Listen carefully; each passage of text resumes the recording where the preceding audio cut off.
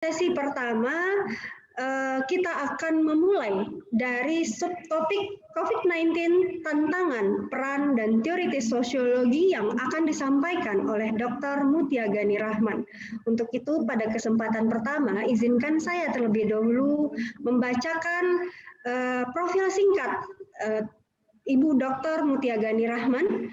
Beliau merupakan staf pengajar di Departemen Sosiologi Fakultas Ilmu Sosial dan Ilmu Politik Universitas Indonesia, menempuh pendidikan S1 di Sosiologi Universitas Indonesia, kemudian melanjutkan studi ke Politik of Development Institute of Social Studies Netherlands, dan melanjutkan S3 beliau di Political Sociology University of Nijmegen, Netherlands.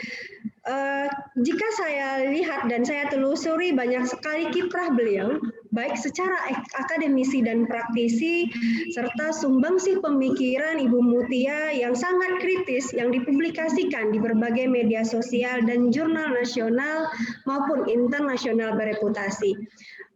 Sama saya dengan Bapak Ibu semua tidak sabar lagi kita untuk mendengarkan materi-materi terkait dengan COVID-19 dalam berbagai perspektif ilmu, 3 ilmu, sosiologi, antropologi, dan ilmu pendidikan hari ini. Kepada Ibu Mutia, kami silahkan. Terima kasih Ibu Dr. Delmira Safrini. Assalamualaikum warahmatullahi wabarakatuh. Salam sejahtera untuk kita semua. Terima kasih atas kehormatan yang diberikan pada saya untuk berkesempatan ikut terlibat dalam diskusi kita bersama ini, membahas masalah sosial, kultural, dan juga masalah sosiologi kesehatan. Saya akan izinkan saya share screen. Oh ya, saya juga mau mengucapkan selamat pagi pada rekan-rekan sosiolog seluruh Indonesia dan juga peserta lain yang mungkin bukan sosiolog tapi sangat memperhatikan masalah sosial. Izinkan saya mau share screen dulu ya. Sudah kelihatan ini saya screen-nya. Sudah kelihatan? Belum, Bu. Ya, sudah kelihatan ya. Oh. Belum, Bu. Sudah. Belum ya? Wow, sebentar ya. Sebentar, sorry. Mungkin saya salah ambil nih. Sebentar.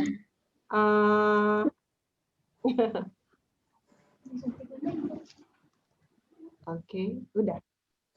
Sudah, belum ya? Sudah, Bu. Sudah, Bu. Sudah, Bu. Kok? Baik.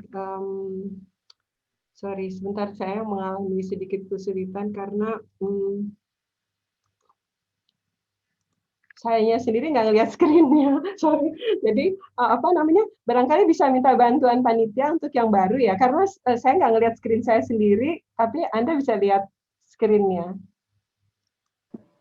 Coba sebentar saya stop dulu. Sorry ya, maaf sekali ini. Padahal udah saya siapin ininya. Udah kelihatan? Oke, baik. Sudah kelihatan ya. Bapak dan Ibu yang budiman yang saya hormati, tema saya adalah tentang tantangan peran dan teoritis sosiologi.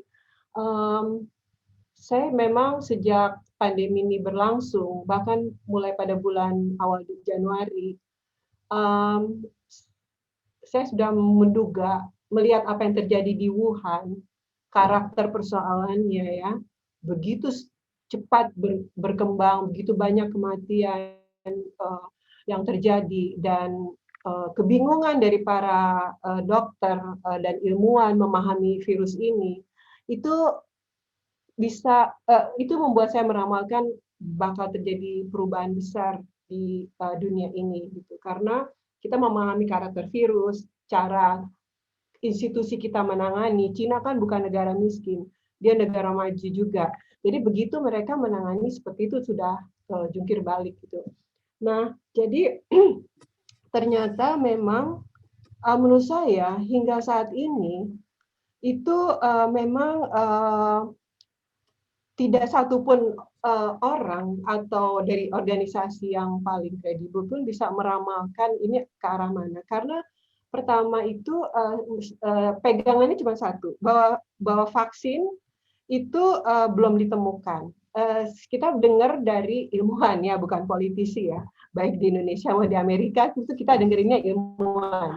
Nah, jadi karakter menemukan vaksin itu memang nggak bisa cepat-cepat. Vaksin tuh secepat-cepatnya gitu dengan apa namanya itu setahun. Itu luar biasa banget dan dalam situasi luar biasa dan mungkin juga virusnya nggak membingungkan seperti ini.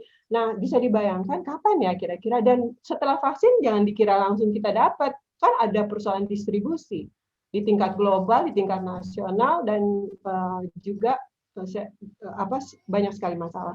Sementara itu terjadi perubahan sosial, ekonomi, dan juga politik sebenarnya karena kebekuan kegiatan dengan kegiatan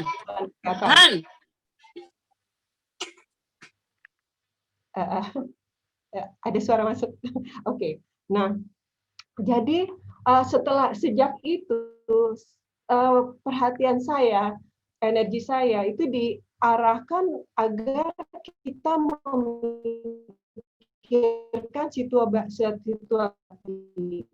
dan selain untuk saya sendiri, saya juga mencoba mendorong, dan kita mesti melihat, membuat pertanyaan-pertanyaan baru, apa yang berubah, dan juga sambil pula dituntut untuk menyelesaikan persoalan-persoalan yang kita hadapi sekarang, persoalan kemiskinan dan kesehatan. Nah, jadi dari segi ilmu kita, sosiologi, itu jelas sekali bahwa banyak yang pasti akan berubah. Sebelum kejadian pandemi, sebenarnya juga kita harus mulai menyadari perubahan besar itu masyarakat digital. Itu saya melihat dari berbagai studi ya, bukan di Indonesia aja, dari jurnal internasional riset itu bisa dikatakan masih terbatas pemahaman sosiologi tentang masyarakat digital menurut saya ya. Nah, sekarang digital plus pandemi gitu. Jadi pandemi ini sangat mengandalkan pada digitalisasi. Nah, apa yang terjadi di sini? Jadi bisa dibayangkan bahwa situasinya nggak bisa, kita sedang mencoba, sementara situasi kita hadapin gitu, nggak, situasi yang berubah, nggak bisa lagi misalnya soal kita sekarang kuliah kan melalui webinar. Nah, sebenarnya kita juga sebagai contoh aja bertanggung jawab untuk menemukan ke depan itu kombinasi online, pengajaran online itu seperti apa yang paling efektif. Kan kuliah itu bukan soal transfer of knowledge aja, tapi transfer of morality, tentang culture, juga tentang culture rasionalitas, kayak gitu kan. Kita kan bertanggung jawab sebagai pengajar ya, untuk membangkitkan ke arah sana, bukan transfer of knowledge aja. Jadi, apakah benar yang kita buat sekarang ini sudah cukup model-modelnya? Nah, itu harus kewajiban kita untuk mencari model baru. Jadi, maksud saya di sini bukan kita tenang dengan apa yang ada, ini bukan sementara, ini situasi baru. Nah, untuk bidang sosiologi ini, saya mau menggambarkan pertama-tama yang paling mudah dihitung adalah yang bisa dilihat datanya adalah ekonomi dulu. Tapi ekonomi itu kan kita semua tahu, ekonomi juga saling berkait dengan situasi sosial dan politik juga kan, berdampak pada kemampuan orang untuk merespons situasi di masyarakat. Seperti kita kalau yang beragama Islam tahu kemiskinan bisa menciptakan kekufuran, jadi berarti bisa macam-macam akibatnya gitu kan. Nah, ini saya ambil aja ini sebagai gambaran situasi struktural, karena yang berubah itu struktur ekonomi, untuk sebagai gambaran dampaknya besar. Tapi saya ambil yang ininya aja ya, singkat-singkat. Jadi ini yang saya dapat dari yang agak baru dari kata data itu, risetnya Bank Dunia, itu dia bilang, ini ramalan efek berantai ekonomi akibat pandemi. Misalnya aja, ini kan kalau yang kemiskinan bertambah itu sekitar 5-8 juta orang miskin. Kemudian 5-7 pendapatan rumah tangga turun. Tapi saya merasa bahwa ini sebenarnya angkanya yang terakhir ini terlalu kecil. Nah, misalnya sepertiga posyandu tutup, berdampak pada pemberian imunisasi anak, dan juga saya rasa saya dengar-dengar juga ada misalnya pelayanan keluarga berencana misalnya. Jadi banyak, dan memang diramalkan bahwa pandemi ini akan berdampak pada kesehatan lain, penyakit jantung, paru-paru, kemudian macam-macam, mungkin mata, karena kita cenderung tidak mendapatkan respon kesehatan yang cepat karena keputusan sendiri maupun karena fokus lembaga pendidikan, lembaga kesehatan untuk menangani pandemi dulu. Semua seakan-akan stagnan untuk melayani kesehatan. Nah, bisa dibayangkan ke depan akan seperti apa. Jadi artinya bahwa kalau ini institusi kesehatan seperti itu sambil mereka mencari jalan sendiri, dan apakah institusi yang ada di masyarakat di tiap negara itu mampu, itu tergantung juga kapasitas masyarakat dan pemerintahnya. Nah, sekarang sementara pemerintah di sebelah sana gitu, kita kan komunitasnya juga mesti berpikir bagaimana mencoba mengatasi persoalan-persoalan kita sendiri, ya, tidak menunggu dari para pengambil kebijakan. Nah, jadi misalnya kan selama ini kita sudah dengar UMKM andalan itu kan sekitar berapa ya, 90 berapa persen gitu industri kita, dan sering menjadi penyelamat. Nah, sekarang UMKM-nya tersapu berapa persen dan terdampak sekali. Jadi artinya bahwa berapa orang sebenarnya yang kurang tidak mendapat pekerjaan atau sangat berkurang.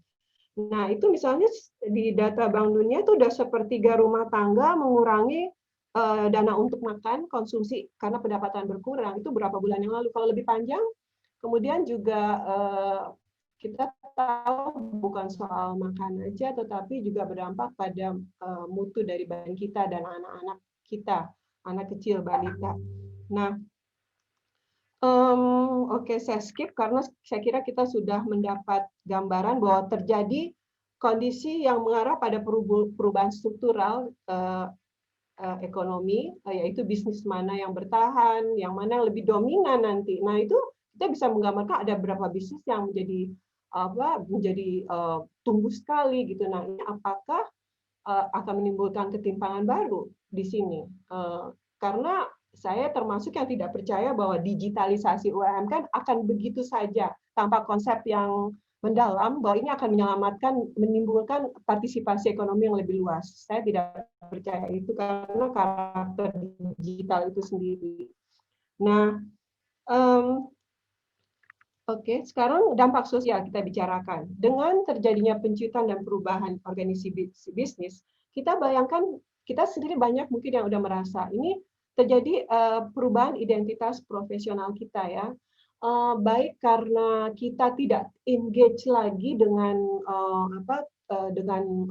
memang kita masih working from home, tapi kan lain. Di kantor kita berada dalam situasi progresif gitu kan, banyak dari kita yang merasa merencanakan sesuatu, ini sekarang seakan-akan stagnan.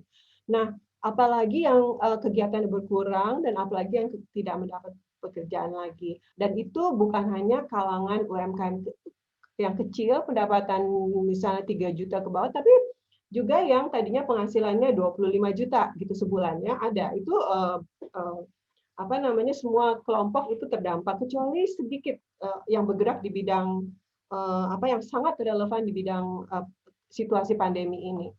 Nah, kemudian identitas profesional. Ini kan profesional itu kan sesuatu rumusan, keadaan, pemahaman kita. Itu terus dihidupi oleh engagement kita kan. Perbaikan standar profesional itu juga kemudian juga menjadi itu sebenarnya setiap kategori sosial itu mempunyai kaitan dengan yang lain. Cara kita bergaul di masyarakat, cara kita berpengaruh di wilayah publik, gitu kan? Itu sebenarnya terkait dengan keprofesionalan kita, gitu. Nah, ini apa yang terjadi? Itu nanti akan mempengaruhi juga misalnya wilayah publik seperti itu, dan juga cara kita bergaul di masyarakat juga ini akan kita nih sebenarnya siapa gitu kan, kita kerjaannya apa dalam kita selama ini punya kebanggaan, oh peran saya ini, saya sedang menyelesaikan masalah ini, departemen saya sedang meneliti ini gitu. Nah, itu sebenarnya sesuatu interaksi yang hidup yang memberi kebanggaan juga. Nah, ini saya yakin akan terpengaruh.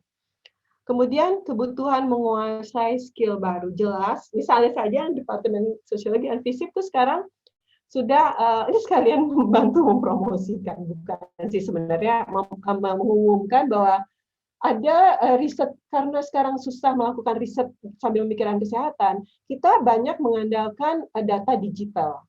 Nah, itu ada pelatihan-pelatihan. Jadi saya kalau lihat jurnal-jurnal yang bagus, itu memang sudah mulai muncul tentang analisa sosial, tetapi risetnya digital. Karena mereka nggak bisa luas turun ke lapangan. Jadi pasti sementara ini digital dulu. Semua tuh datanya yang saya dapat dari berbagai jurnal termasuk World Development-nya World Bank. Nah, jadi kan kita tahu bahwa digital ini artinya bukannya begitu aja menyelesaikan persoalan, kan dia juga apakah seberapa jauh dia bisa menyelesaikan pertanyaan-pertanyaan substansial dari persoalan kita. Kan nggak begitu aja. Kombinasi apa yang kita bisa harus lakukan antara riset digital dengan riset yang bersifat wawancara mendalam misalnya kayak gitu. Jadi ini juga tugas dari ilmuwan termasuk ilmuwan sosial untuk menemukan bentuk-bentuk riset yang aman tapi substantif, cukup substantif. Nah, ini kan kemampuan rekrut. Nah, ini juga sejak digital ini sebelum pandemi bahkan sebenarnya sudah semakin muncul tuntutan untuk kemampuan merekonstruksi ide. Kalau kita cuma sempit, penelitiannya spesifik aja, banyak sekali ide yang bisa, tulisan, analisa yang bisa kita dapat gitu. Nah, kalau kita tidak bisa merekonstruksi semua informasi ini, seakan-akan kita tuh jadi ketinggalan gitu, kurang spesial, kurang memegang situasi gitu. Nah, seperti contohnya Anda tahu kan di universitas banyak di Eropa dan Amerika itu yang bagus-bagus mulai melakukan kontrak kerja merekonstruksi departemennya dengan menyewa profesor dari seluruh dunia yang top-top. Nah, bukan dari disewa berada di situ aja, tapi artinya bahwa logika pengetahuan menuntut kemampuan kita merekonstruksi ide, dan itu juga bukannya di ilmu sosial tapi di berbagai, juga sebagian anak-anak kita juga harus punya kemampuan merekonstruksi. Kalau enggak, dia kalah bersaing. Dunia digital membuat kita dapat mudah melihat siapa yang bagus dan siapa yang jelek, dan itu sadis dan tajam sekali. Itu kalau kelihatan bagus sedikit semua akan ke sana. Nah, jadi digital itu bisa memperkuat inequality ya, persaingan yang keras sebenarnya. Nah, kemudian juga hierarki dan status ekonomi kita jelas. Seperti apa sekarang hierarki? Sebenarnya siapa yang dimaksud golongan menengah juga, terus kemudian basisnya apa? Kalau cuma pendapatan mudah, tetapi kalau yang namanya konsep kelas, hierarki berkaitan dengan status sosial, itu pasti juga tidak mudah. Artinya apa dampak bagi hierarki sosial dan dari perubahan ekonomi ini.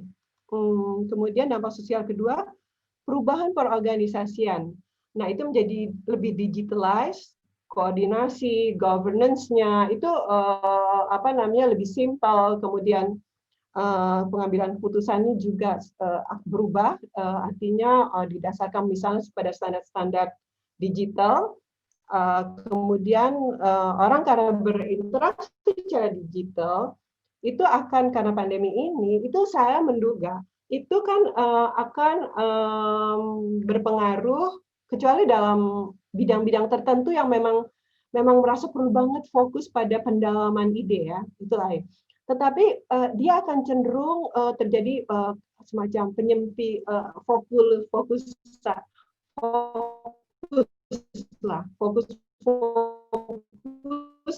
dan penyempit yang bisa terjadi.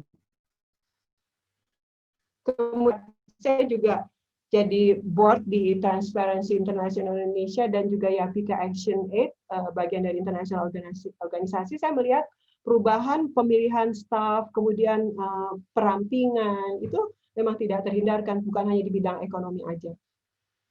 Ini menggunakan bahasa maupun ukuran yang lebih spesifik dan fokus. Ukuran kredibilitas organisasi juga berubah. Kemampuan mengkoordinasikan fragmented information dan knowledge itu juga menjadi bagian kredibilitas organisasi. Seperti tadi contoh universitas terkemuka. Riset kolaborasi yang luas juga semakin menjadi ukuran kemampuan kita mengintegrasikan riset. Kita kagum dengan Ibu Yunita yang sejak berapa tahun selalu mengembangkan riset kolaboratif untuk menghasilkan pertanyaan teoritis kritis yang sesuai dengan konteks Indonesia gitu. Itu seperti Bu Yunita lah yang harus tantangan kita untuk melakukan riset kolaboratif tapi untuk menjawab pertanyaan spesifik konteks Indonesia misalnya, dan jadi memperbaiki pemikiran konseptual teori di Indonesia. Tampilan dan jangkauan digital dari organisasi juga sangat menentukan. Misalnya mungkin UI bagus, misalnya saya cuma contoh. Jadi tapi kok tidak meyakinkan dalam tampilannya. Jadi butuh bahasa, kemudian seperti juga sekarang kita menghadapi masalah tentang Scopus gitu kan, ada baik dan ada juga ruginya. Jadi kita seperti mau menampilkan di Scopusnya gitu, dengan segala akibatnya gitu kan. Nah itu pokoknya sesuatu yang menarik gitu. Oke. Ada suara yang masuk, Bu, dan Mira sebentar. Baik, kalau gitu, jadi maksudnya tampilan digital itu menjadi sesuatu bagian yang menjadi ukuran kredibilitas. Nah, ini panjang ceritanya dampaknya. Kemudian perubahan field organisasi. Kita kalau menilai organisasi nggak boleh menilai organisasi dari dirinya sendiri aja. Dia selalu terkait dengan organisasi lain yang memberi kemungkinan dan juga memberi hambatan sama dia. Nah, tinggal bagaimana organisasi itu merespons pada situasi ini. Jadi tidak sepenuhnya dari kecerdikan organisasi itu. Nah, beberapa menjadi peris karena tidak relevan dengan kebutuhan masyarakat. Misalnya jaringan dari activities maupun luxurious goods itu mungkin itu menurut saya pribadi malah lebih senang. Lebih simpel karena kemudahan digital dan orientasi pada proses yang pendek dan berkurangnya penghargaan pada kemewahan. Latar belakang status berubah menjadi berorientasi pada kemampuan mengkoordinasi informasi. Jika terjadi ketidakstabilan karena nah ini dia. Kalau keadaan seperti ini terus, nanti apalagi kalau terjadi ketimpangan ya, jadi tidak terjadi inovasi di dalam struktur ekonomi yang lebih eksklusif, bisa menampung lebih banyak kelompok ekonomi. Jadi bisa aja sekarang kan, kita harus kembali ke agriculture industry, tapi siapa yang menguasai gitu nanti? Memang sih kita ke sana, tapi siapa yang menguasai? Nah, kemudian UMKM-nya ikut nggak? Gitu kayak seperti model di Jepang itu ukuran kredibilitas organisasi, field-nya itu adalah jaringannya dengan UMKM-nya.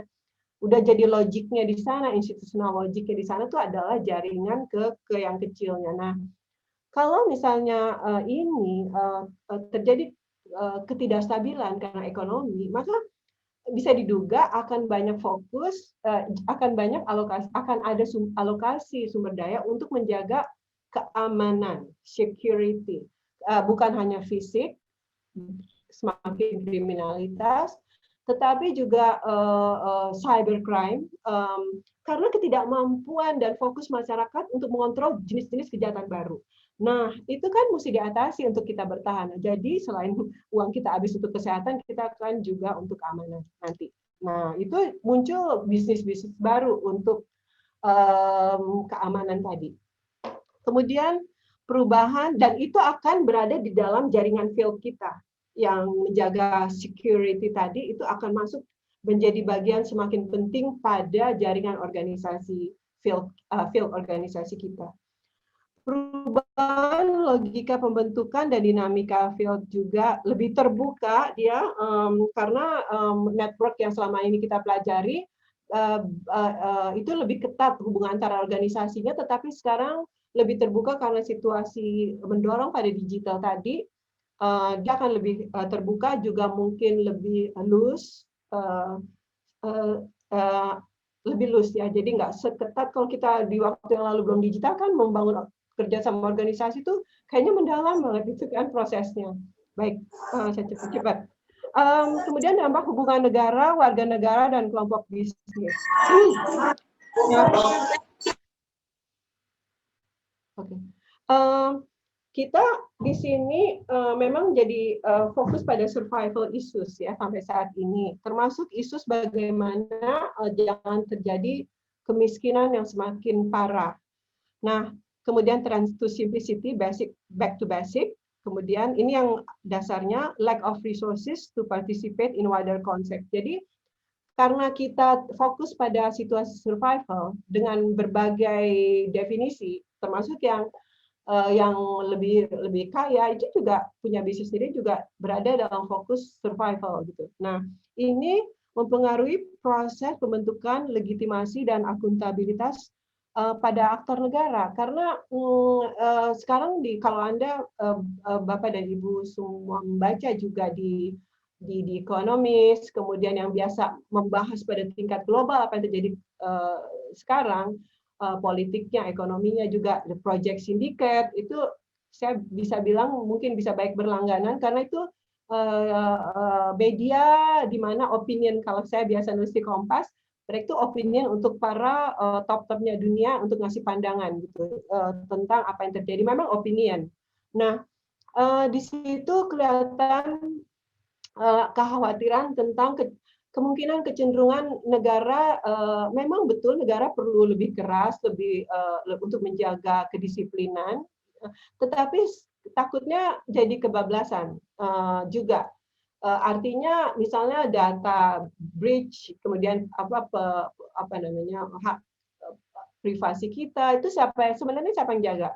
Kita nggak sempat untuk membahas lagi sampai di mana menjaga atau akuntabilitas negara mengatur dimensi-dimensi hidup kita. Memang betul ya perlu, tapi kan biasanya wewenang harus dikaitkan dengan akuntabilitas. Nah, itu apakah cukup cepat kita bahas untuk sistem akuntabilitas ini? Kemudian juga kita di seluruh dunia itu semua mengandalkan pada negara sekarang lihat. Biarpun kita sebel sama negaranya di negara manapun, itu akhirnya negara lihatnya kan, karena negara yang masih punya resources dan negara yang diharapkan masih bisa melakukan pengaturan-pengaturan pembagian resources.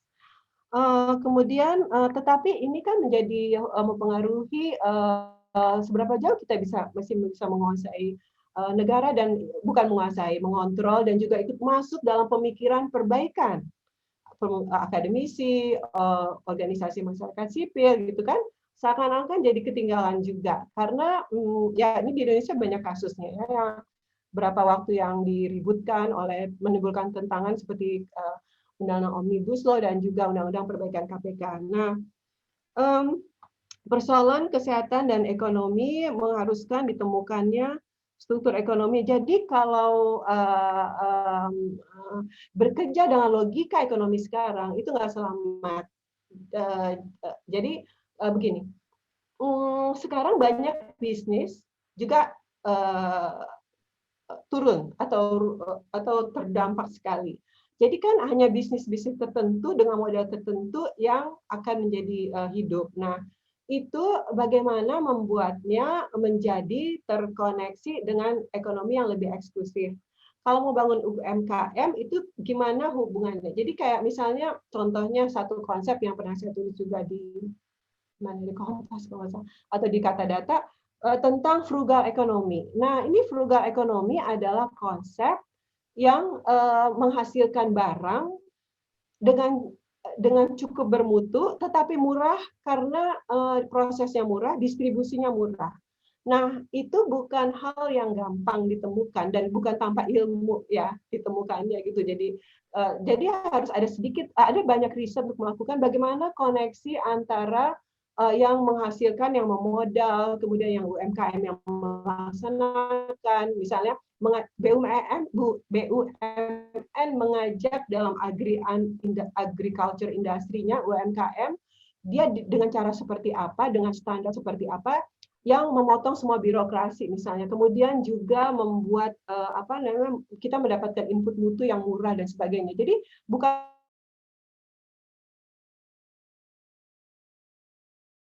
kita harus menemukan bentuk misalnya frugal ekonomi, bikin susu murah untuk orang miskin, untuk anak-anak, tetapi ya jadinya murah. Nah sekarang industri sapinya kayak begitu gitu kan, jadi gimana ya gitu. Nah terus kalau misalnya mesti dari import dari Australia terus gimana? Jadi tapi prinsipnya adalah frugal ekonomi, tapi dan juga koneksi antara ekonomi yang masih punya resources dengan dengan yang UMKM. Standar-standar baru harus dibicarakan. Misalnya UMKM diajak tetapi bikin APD misalnya kesehatan perlindungan diri itu tapi ada standar. Terus kemudian kalau bikin makanan untuk industri makanan sekalian gitu, misalnya kita sekalian memperbaiki standar kesehatan UMKM tapi dengan cara murah. Nah, itu kan jadi sekalian betulin, sekalian ngajak ekonomi eksklusif. Nah, ini pernah kedengeran nggak yang kayak itu? Belum kan sampai sekarang. Jadi yang kayak begitu-begitu. Jadi masih pada kerangka lama semua, digitalisasi,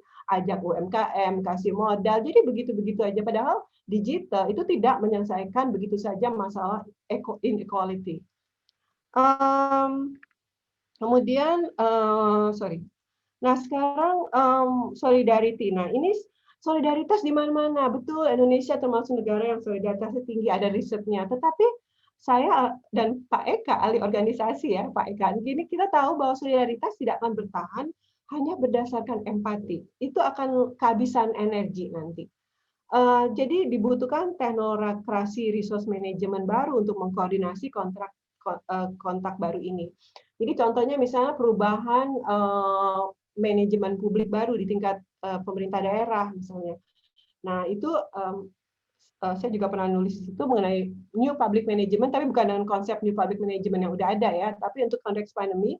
Kemudian juga ada contoh yang bagus sekali yang bagi ilmuwan sosial. Ini contoh bagaimana modal sosial, kredibilitas sosial berkait dengan digitalisasi untuk ekonomi saling membantu dan saling membantu, tapi juga saling meningkatkan kompetensi. Jadi mulai Sonjo itu dalam berapa bulan dia makin koneksi networknya berkembang, juga ada kegiatan misalnya webinar-webinar meningkatkan standar mutu di antara mereka sendiri gitu. Jadi coba silakan dilihat, inisiasi oleh dosen UGM. Nah itu pelajaran yang bagus sekali untuk kita bagaimana modal sosial dalam konteks pandemi dan digital ini. Kemudian ketimpangan ekonomi akan semakin tinggi kecuali ada bentuk solidaritas baru. Oke, saya lengkap. Kemudian peran sosiologi. Nah, dengan keadaan yang seperti itu, tantangannya, kayak misalnya contoh frugal ekonomi, itu saya yakin ekonom juga atau manajemen ekonomi nggak bisa begitu aja nemuin gitu. Mungkin multidisiplin di mana sosiologi juga ikut. Misalnya contohnya peran sosiologi yang bagi saya penting adalah mengenali bentuk solidaritas baru yang muncul ya, mengenali kemampuan komunitas melakukan koneksi dengan organisasi lain. Nah, saya juga selalu memusatkan perhatian pada bentuk-bentuk kerja yang muncul, misalnya seperti jaringan Gus Durian, itu di mana arahnya, capacity-nya, kemana dia connect, kayak gitu. Itu perlu kita pelajari karena misalnya kita bicara tentang community resilience, yang mana sih? Apa masih sama dengan konsep-konsep misalnya kita ngandalin pada kebijaksanaan lokal, kemudian kita ngandalin pada pemimpin lokal yang ada. Kebutuhan atas kepemimpinan tata kelolanya di tingkat komunitas sudah berubah, misalnya tentang kemampuan koneksi dengan organisasi lain untuk bekerja sama resources, misalnya itu menjadi kebutuhan baru. Misalnya nggak begitu aja sekarang bisa dipenuhi misalnya dengan pimpinan lokal kebijaksanaan lokal itu yang sering sering kita jadikan harapan gitu, karena belum tentu memadai. Nah, kemudian border juga berubah tentang community. Sekarang komunitas online sudah ada sebelum pandemi, itu udah mulai beberapa riset menarik, bagus, tentang apa sih karakter komunitas online, di mana dia kekuatan dan kelemahannya. Dia bisa pooling resource dari berbagai dunia, tetapi butuh apa dia untuk menjadi sesuatu, gitu kan, kayak gitu. Nah, itu perlu dipelajari lebih banyak oleh kita dan mahasiswa kita. Menghindarkan terjadinya dominasi baru atau terjadinya inersia. Kalau masyarakat terlalu lama seperti ini, bukan tidak mungkin dia akan lesu dan akan mulai memikirkan keselamatan dirinya sendiri. Artinya resource-nya dia tahan gitu. Itu tidak semua begitu, tetapi bukan tidak mungkin terjadi di banyak komunitas. Coba kita lihat mulai. Misalnya berapa sih semangat kekuatan untuk mulai sumbang-sumbang gitu kan, mulai kerasa kan. Coba, nah itu arahnya kemana? Bisa menimbulkan moral hazard juga. Kemudian mengembangkan mekanisme solidaritas agar bertahan sebagai prinsip baru. Jadi misalnya kalau misalnya solidaritas yang ada sekarang, misalnya di jaringan Gus Durian itu supaya bisa bertahan, itu moral dan norma bentuk apa yang harus kita kembangkan, karena ada tanggung jawab, ada risiko baru, itu kan nggak bisa pakai norma yang lama gitu. Apakah dengan digital dan berapa, misalnya seperti itu. Nah, menurut saya itu ruang-ruang kita menemukan membantu masyarakat ya, mengembangkan agensi baru dalam organisasi yang berubah. Nah, nggak bisa lagi kayak misalnya di organisasi saya sendiri itu kelihatan butuhnya tuh udah lain sekarang gitu, ada kebutuhan-kebutuhan baru. Nah, misalnya pengetahuan tentang organisasi saya itu kan public fundraising. Jadi bagaimana supaya publik bisa mengumpulkan dana untuk masalah yang mereka anggap itu memecahkan masalah mereka. Misalnya dari itu kita harus cari ahli barunya. Kemudian menemukan model interaksi digital dalam pendidikan, tetapi tetap menjadi sarana berkembangnya moral dalam masyarakat. Ini menjadi pertanyaan saya ya.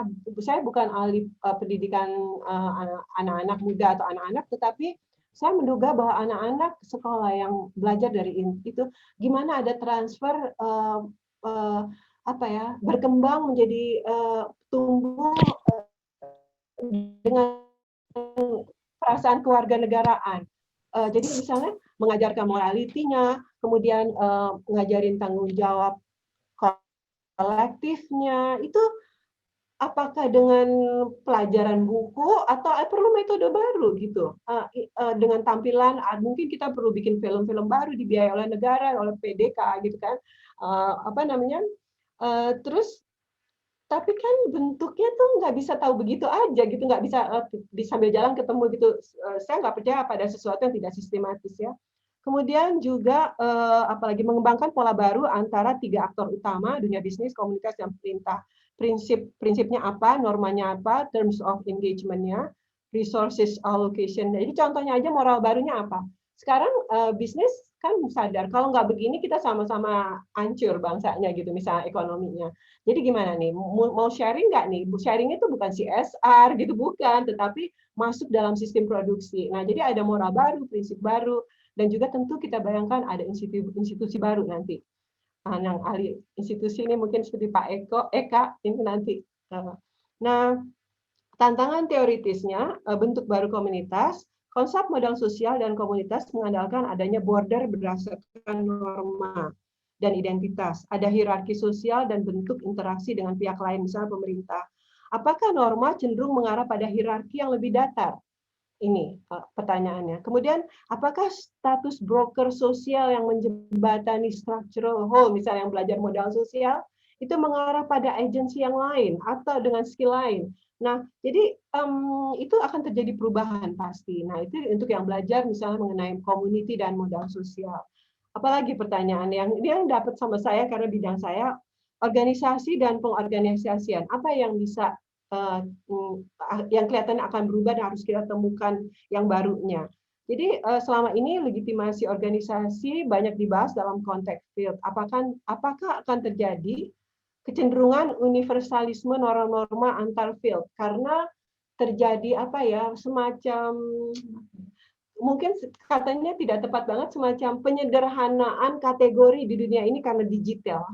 Itu yang aman kali ya penjelasannya. Jadi dimensi konteks itu akan lebih sederhana nanti dalam kategori-kategori, dan selama ini apa namanya, keragaman menurut saya itu kan banyak dikembangkan di dalam begitu banyak jenis organisasi, dalam pertemuan-pertemuan interaksi di dalam organisasi, dan saya tidak percaya ini akan sama terjadi kekayaannya di dalam interaksi digital. Saya nggak percaya itu. Nah, ini jadi kecenderungan apakah akan terjadi semacam penyeragaman norma gitu nanti tentang organisasi, yang namanya kredibilitas organisasi seperti apa sih? Kayak seperti yang kita hadapi sekarang, yang kredibilitasnya tuh yang misalnya yang paling menerbitkan banyak di jurnal internasional gitu. Tapi seberapa jauh kita mesti kritis itu, betul. Saya setuju bahwa setidaknya perekaman di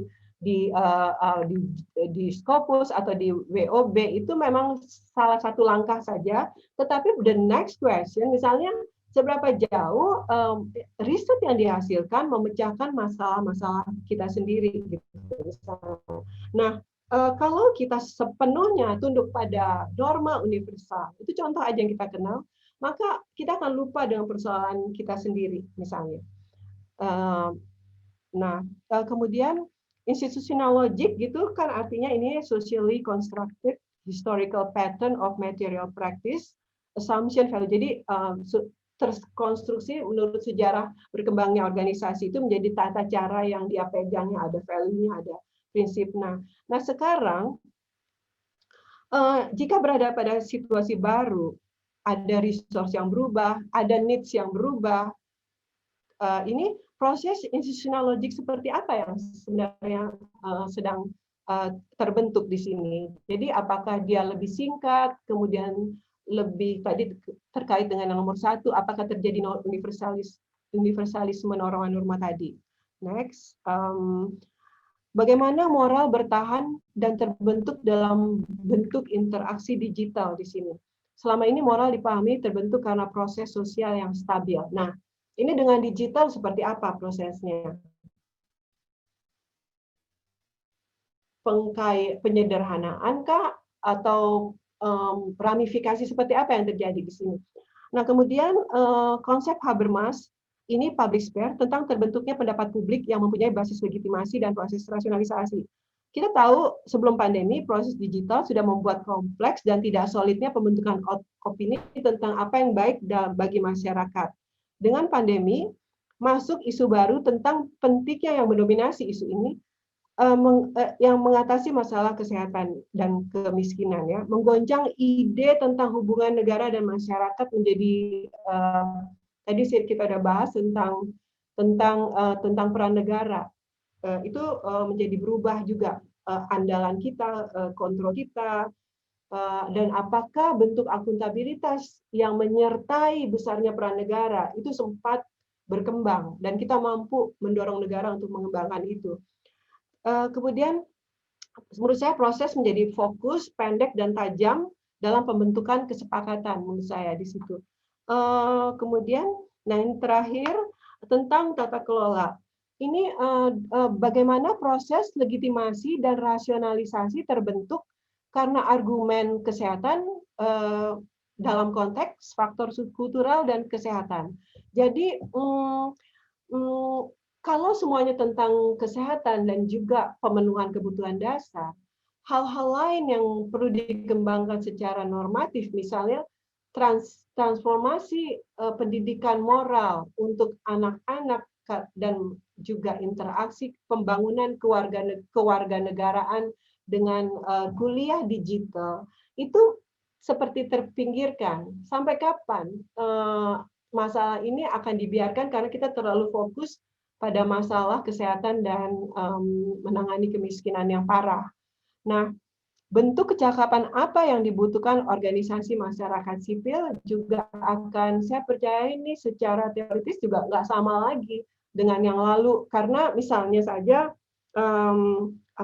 saya pernah mengajukan usulan tentang new public management for pandemic era gitu, itu masyarakat sipilnya sendiri juga nggak bisa yang seperti sekarang, bukan sekedar kritikal, dan dia nggak punya kecakapan yang cukup, belum tentu gitu, untuk bisa ikut dalam menyelesaikan persoalan-persoalan lokal gitu. Kemudian juga ini harus kita temukan. Kemudian konsep kolaborasi jaringan dan pengelolaan jaringan perlu diperbaharui lagi. Nah, ini adalah semua membentuk governance baru sebenarnya. Sebenarnya interesting world, quite challenging gitu untuk kita, tetapi kalau kita tidak berhasil, bisa dikatakan ini akan situasi yang cukup berbahaya. Saya harap saya salah. Terima kasih, nanti saya harap bisa dapat masukan dari yang lain. Terima kasih.